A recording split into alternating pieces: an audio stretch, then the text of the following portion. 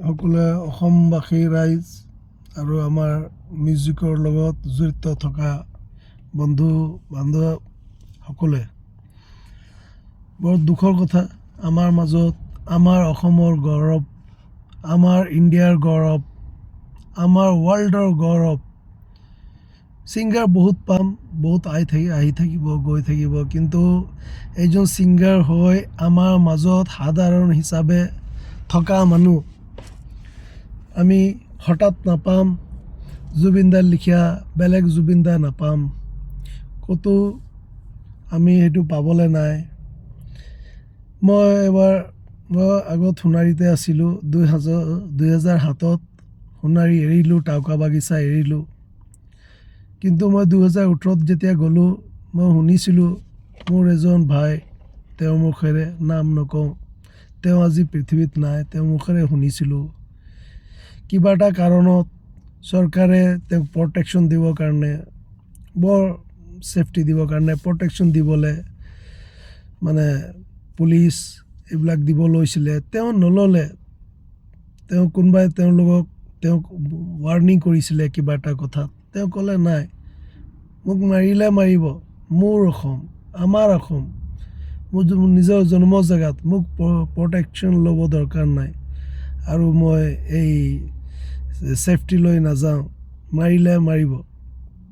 আৰু তেওঁ মানুহৰ লগত সাধাৰণ হৈ আছিলে, বৰ ডাঙৰ ছিংগাৰ, বহুত ৱৰ্ল্ড লেভেলৰ ছিংগাৰ আছিলে, কিন্তু মানুহৰ লগত জেনেৰেল আছিলে। প্ৰত্যেকটো ক্ষেত্ৰত তেওঁ মাত মাতিছিলে, তেওঁ প্ৰত্যেকটো জাতিৰ লগত জড়িত আছিলে, তেওঁ প্ৰত্যেকটো দুখীয়া মানুহৰ পৰা ধনী মানুহৰ লগত জড়িত আছিলে। আৰু যদি কিবা ভুল ভ্ৰান্তি তেওঁক দেখি পায়, তেওঁ এই খবৰটো যদি পায়, লাগিলে ধনী মানুহ হওক, গৰীব মানুহ হওক, পলিটিচিয়ান হওক, বিজনেছমেন হওক, তেওঁ সেইটো মঞ্চৰ পৰা মাত মাতিছিলে আৰু নিজৰ যিটো কৰ্ম সেইটো মন দি কৰিছিলে। নিজৰ কৰ্মত তেওঁ অসমৰ পৰা, আমাৰ হাজৰিকা ছাৰৰ পিছত যদি কোনোবাই মানে য়াং জেনেৰেশ্যনত বস্তুটোক ব্ৰাইট কৰিলে, আমাৰ অসমৰ পৰা মুম্বাইলৈকে, ৱৰ্ল্ডলৈকে যদি মিউজিকক লৈ পেলাই এটা বাট দেখুৱালে, ৰাস্তা দেখুৱালে, য়াং জেনেৰেশ্যন যোনে এতিয়া মিউজিকৰ লগত জড়িত আছে, সেইটো হ'ল জুবিনদা। জুবিনদাৰ লগত কাৰো কম্পেৰিজন নাই। আৰু বৰ দুখৰ কথা, এইটো বয়সত মই আজি শুনিছোঁ, কিন্তু কামত এনেকুৱা ব্যস্ত আছিলোঁ যে মই চাব নোৱাৰিলোঁ ভিডিঅ' বা খবৰ। মই এইমাত্ৰ চাইছোঁ, এতিয়া 3টা বাজিব লৈছে ইয়াত কাটাৰত।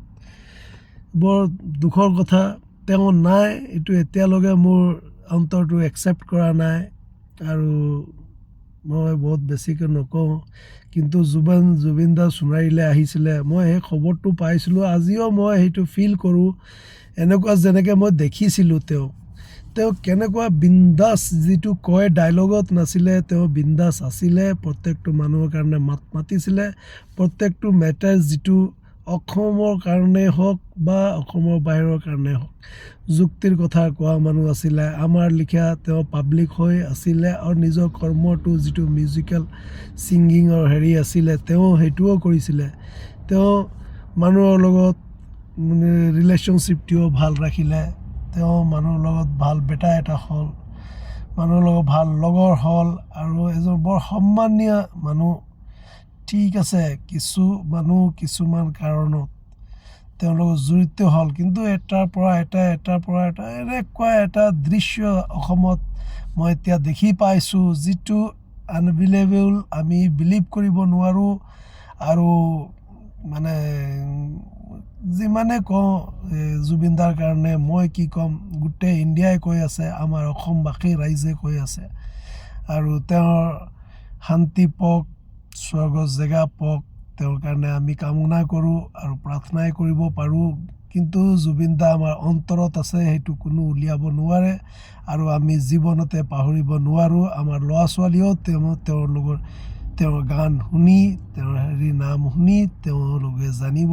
আৰু জুবিনদাৰ লিখীয়া এনেকুৱা এটা মানুহ, বৰ ডাঙৰ মানুহ, আমাৰ অসমৰ গৌৰৱ, আমাৰ পৰা আঁতৰি গ'ল গৌৰৱ, আৰু আমাৰ মিউজিকৰ টাইকন আছিলে, ছিংগাৰ টাইকনো আছিলে। আমাৰ অসমৰ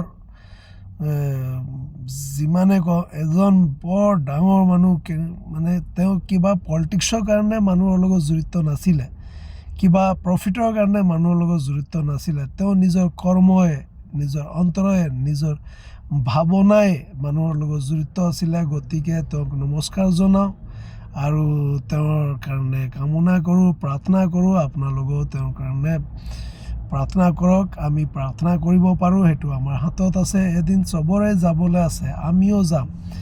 গতিকে তেওঁ যিটো বনাই গৈছে, যিটো বাট দেখুৱাই গৈছে, মানুহে ভাবিব লাগে যে মানুহৰ লগত কেনেকৈ এটা জড়িত আছিলে যে আজি গোটেই অসমত, পৃথিৱীত যিটো জেগাত, মানে তেওঁ ওচৰে পাছৰে জেগা এটা নাই মানুহ থিয় হ'বৰ কাৰণে। এনেকুৱা এটা মানে ৱৰ্ল্ডৰ, যিটো মই নিউজ শুনিছোঁ, ৱৰ্ল্ডৰ টপ 4 গেডাৰিঙত তেওঁৰ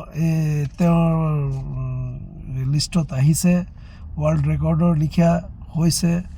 আৰু তেওঁ কেনেকুৱা ইমান মানুহৰ ঘৰততো যোৱা নাই, ইমান মানুহৰ লগত কেনেকুৱা এটা ৰিলেশ্যন, কেনেকুৱা এটা কৰ্ম কৰিলে যে মানুহৰ অন্তৰত তেওঁ জেগা বনালে। প্ৰত্যেকটো মানুহৰ অন্তৰত জেগা বনালে। হিন্দু হওক, মুছলিম হওক, খ্ৰীষ্টান হওক, শিখ হওক, বৌদ্ধিষ্ট হওক, যোনে ধৰ্ম মানে তাই হওক, নাস্তিক হওক, চবৰে লগত, নাগালেণ্ড হওক, অসম হওক, ৰাজস্থান হওক, বিহাৰ হওক, যিখিনি মানুহ মানে ভাৱটো নিজৰ চিধা ৰাখে, তেওঁৰ অন্তৰত সেইটো আছে আৰু তেওঁলোকৰ দুখী আছে।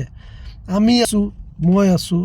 আজি মই সেইটো ঠিক কৈছে কোনোবাই যে আমি মোটা মানুহ, আমি চকুত পানী নোলায় কিন্তু অন্তৰে কান্দে। আৰু আজি তেওঁৰ কাৰণে কান্দিছে, বৰ দুখী হৈছোঁ, গোটেইখিনি চাইছোঁ। কিন্তু যিখিনি আমাৰ অসমৰ মানুহে তেওঁক যিটো সন্মান দিছে, যিটো তেওঁৰ ঢুকুৱাৰ পিছতো, আমাৰ পৰা আঁতৰাৰ পিছতো যিটো মুমেণ্ট দিছে, যিটো সময় দিছে আমাৰ অসমবাসী ৰাইজৰ কাৰণেও ধন্যবাদ জনাইছোঁ যে তেওঁ অন্তৰত তেওঁক ৰাখিছে আৰু থাকিবই। কিয়কি আমাৰ গৌৰৱ আছিলে হাজৰিকা দাও আছে, আৰু আমাৰ গৌৰৱ টাইকন যিয়ে কওঁ সেই শব্দত ওলাব নোৱাৰে, যিটো আমাৰ জুবিন দা আছিলে আৰু আছে আৰু থাকিব। নমস্কাৰ জনাওঁ চবকে, নমস্কাৰ।